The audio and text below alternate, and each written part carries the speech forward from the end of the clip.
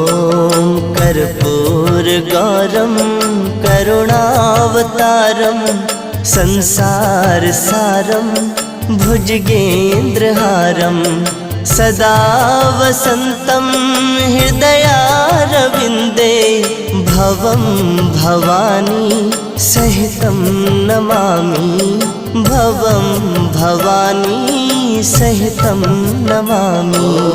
कर्पूरगौरं करुणावतारं संसार